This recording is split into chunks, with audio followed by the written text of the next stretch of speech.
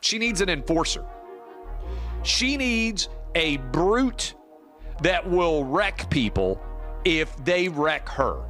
Caitlin Clark arrived in the WNBA with a bang, a supernova of talent ready to explode.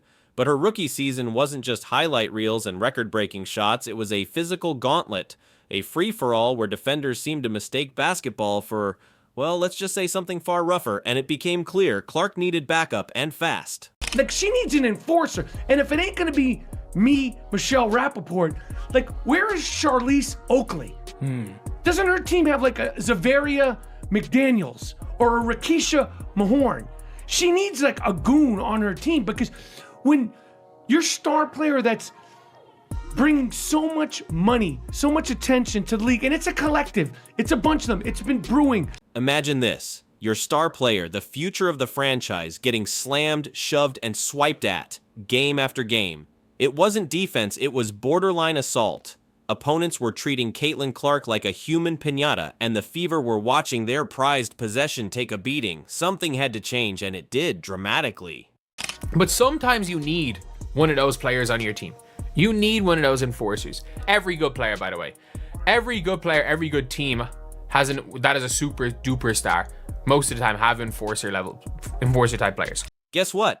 The era of open season on Caitlin Clark is over. The Indiana Fever just went from developing roster to defense force. If you mess with their star now, you're not just facing a foul, you're facing a brick wall of muscle, experience, and frankly, intimidation. The cheap shots, extinct. Welcome to the new Fever reality. So there's a hot topic going on right now. Caitlin Clark says she got cheap shotted against the sky. I mean, throughout the season, she's been getting beat up. Hard screens, elbow. Say hello to Natasha Howard, Sophie Cunningham, Brianna Turner, and Dana Bonner. These aren't just roster fillers, they're battle-hardened veterans, physical powerhouses, and they are ready to throw down if anyone even thinks about getting too close to Clark. This isn't just about basketball, it's about sending a message.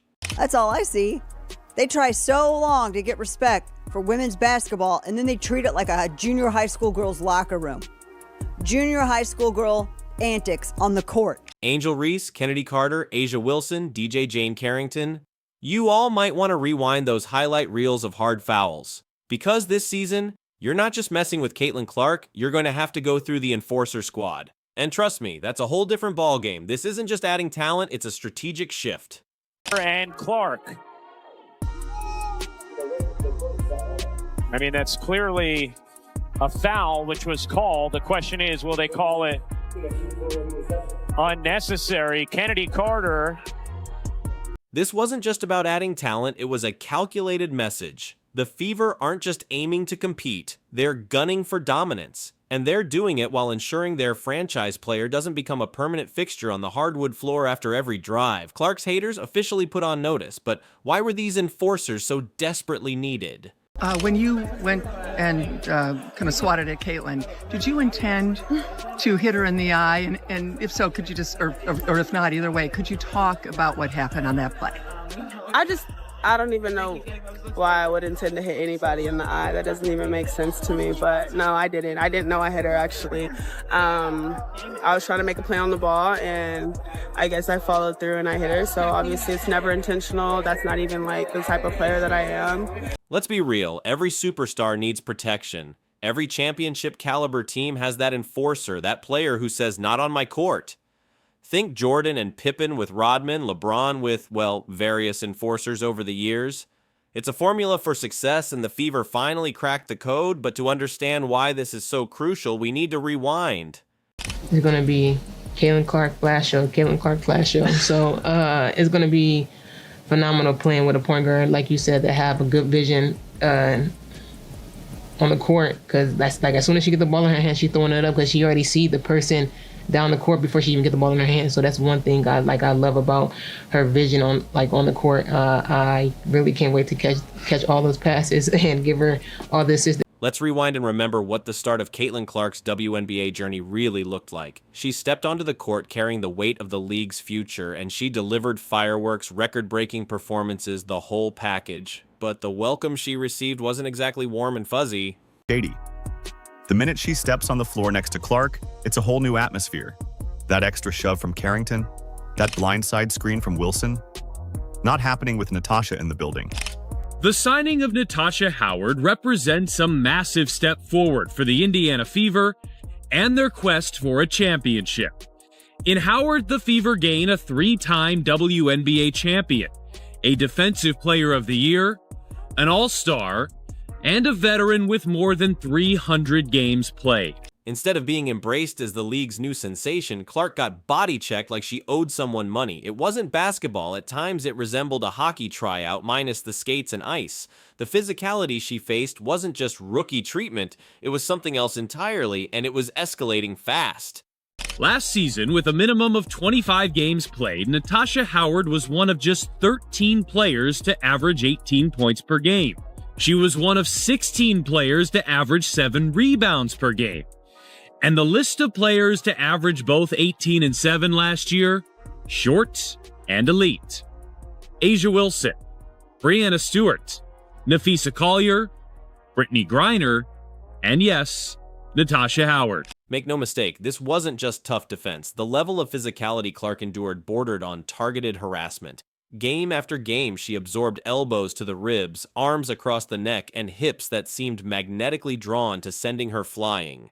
Was this just coincidence, or was something more sinister at play? I am just so excited to be here. I'm from the Midwest, and so for me to kind of get back to my roots and be close to my family, I'm so excited. Like when I say that I am refreshed and I am motivated and I just like kind of feel like my spark is back. Everyone thinks I've been feisty. You've not even seen the feisty side of me yet. So this should be really fun. But for me, I'm excited to be closer to home. I'm excited to deep dive into the community of Indiana. I've already met a lot of really cool people. I'm excited to inspire the next generation of young boys and girls around here, get to know the community more. But I promise you that I'm just ready to just like win. I'm ready to win. I'm ready for y'all to be there. But like I said, you guys haven't even seen feisty yet. The numbers confirm the ugly truth. 17% of all flagrant fouls in the entire WNBA were committed against Caitlin Clark. Let that sink in. That's not a stat line. That's a flashing neon sign screaming, "We are targeting this player." And the league seemed to be turning a blind eye. The style of play that you guys are playing here, that Stephanie is going to bring here, it's run and gun, it's shooters, it's emotion offense, and so my eyes lit up. Critics slammed the treatment, calling it junior high school girl antics, a stark contrast to the professionalism the WNBA had fought so hard to build. Was this jealousy? Was it resentment? Whatever it was ugly, and it was directly impacting the league's biggest draw, and the Chicago Sky were leading the charge. And to be honest, I spread the court. Like I can shoot the ball. And when you have playmakers who are quick, who are great passers with Kelsey Mitchell too, it lets them do their thing. And then the defense draws in and you're just ready to shoot. And so, I think that I'll bring a lot to this team, but at the end of the day, I want to be a good leader. I want to be a great teammate. I want to bring the culture piece and make sure, our egos are put aside and that we're all in here to win. And I think that's going to be pretty easy with the group that we have. Enter the Chicago Sky, who went full heel turn, delivering a staggering 80% of those flagrant fouls against Clark. Coincidence? Absolutely not. This wasn't defense, it was a mission. A mission to intimidate, to rattle, to break Caitlin Clark, and leading this mission, none other than Angel Reese. Some issues sometimes with the bigger people. I can get into their knees just because I kind of have that strength. But for me, I think that's an area where I could actually improve on. Like, it's funny to me that people are like, oh, she can play some defense. I'm like, oh, I mean, I struggle with that. I know Stephanie White's going to be on me about, getting better in that area. But for me, that's an exciting thing. A big shot is a great energizer. A great pass is a great energizer. But when you can get 3 stops in a row and you get the crowd into it and you frustrate the other team. Angel Reese proudly turning hard fouls into highlight reels. Reese straight up laid Clark out on a drive, a foul so blatant it left fans gasping and commentators squirming. And Clark, she got up, adjusted her ponytail, and calmly drained a 3. Stone cold, but the physicality kept coming. How are you feeling about being in Indiana and joining the team? I'm really excited. I followed a lot of these players throughout their college careers and professional careers, so it's kind of like full circle moment to be on the same team with a lot of these players again. Tell me what it was like what went into your decision to come here and join what's being built here at the Fever? I think that the front office and the staff just really had a vision in place, and I felt that I could really complement their vision. Then came Kennedy Carter, who decided a dead ball was the perfect opportunity for a full-on cameras rolling shoulder check. Fans erupted, outrage spread online, and Clark again remained unfazed. No complaints, no drama, just the icy focus of someone used to being targeted and still Torching defenses? And of course, you have Caitlin. Like, she had such a phenomenal rookie season, so many great accolades. And I think the jumping from season 1 to season 2, players can also make a really big jump. So I'm excited to see her growth from year 1 and year 2. And she hasn't reached her ceiling yet either, so I'm really excited to watch her growth as well. Standing at 6'3" with elite athleticism and a defensive IQ that rivals the league's best, Turner is a human fly swatter. And let's not forget DJ Jane Carrington, who, let's just say, has never met a hard foul she didn't like. The list of players trying to knock Clark off her game was growing longer by the game, but that list was about to encounter a major problem: the Indiana Fever's new wall of protection. Talk about you on the court. Like, what sort of attributes do you think you're going to bring, and where will you, add to the Fever from last year to this year? Yeah, I think I'm really just like a calming presence. I feel like I never get too high or get too low. People are like, why don't you smile more? Why don't you get excited? I'm like, I'm just chilling, I'm vibing. Like, I feel like I'm really an observer, but I am really competitive as well. I like to run the floor, like to play defense, like to win, and I think the Fever was a place to be if I wanted to win. Remember when one player denied even poking Clark in the eye? I don't even know why I would intend to hit anybody in the eye. That doesn't even make sense to me, she claimed. Intentional or not, the physicality was undeniable, and the Fever were watching their star take hit after hit. Enough was enough. The fandom was great when I was in South Bend, and I know obviously Fever fans are known to fill up Gainbridge Fieldhouse, so I'm really excited for that. I mean, I would say Indiana is such a big basketball state. The fan bases, they go full out for their teams. I've only been here a couple of days, and I've been stopped out in the public. People asking, where do you play for? I say the Fever. They're like, oh my God, the Fever! Like, and they get really excited.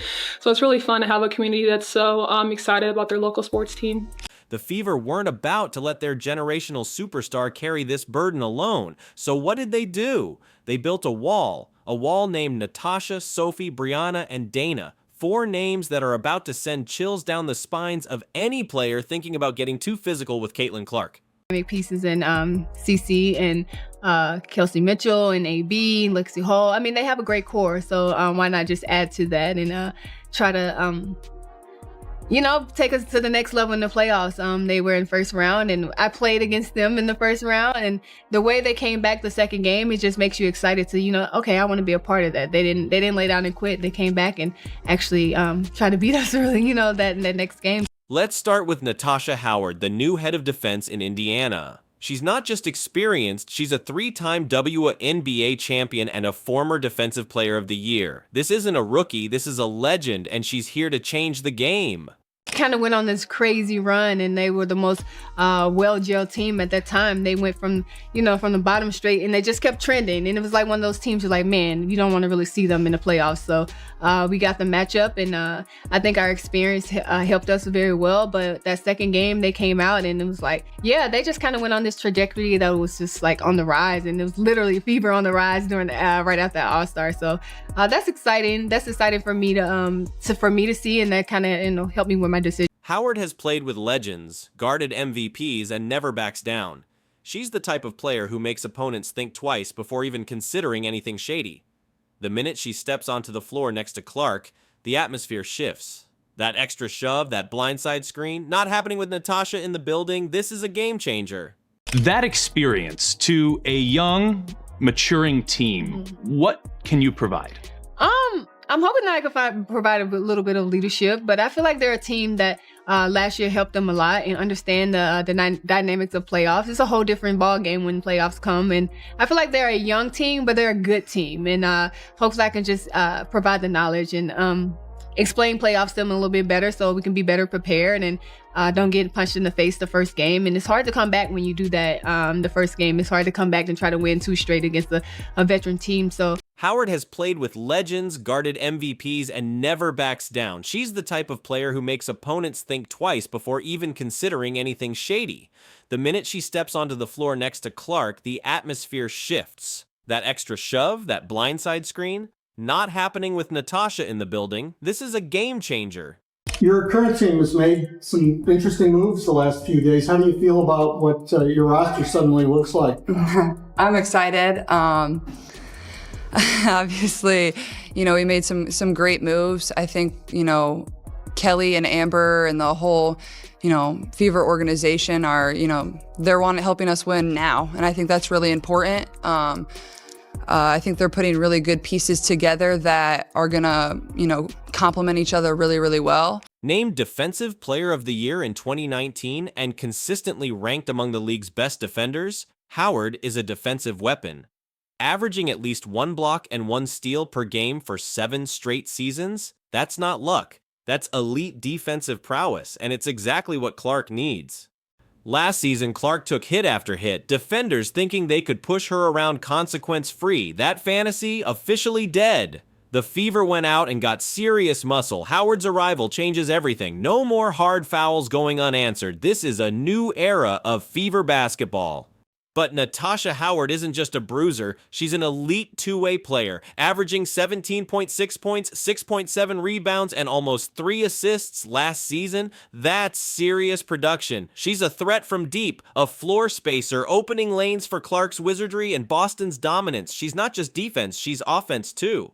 Howard's impact goes beyond stats. 3-time WNBA champion, former Defensive Player of the Year. She knows what it takes to win, and she's bringing that championship mindset to a young, hungry Indiana team. With over 50 playoff games under her belt, she's the steadying force the Fever desperately needed. But Howard is just the first piece of the puzzle.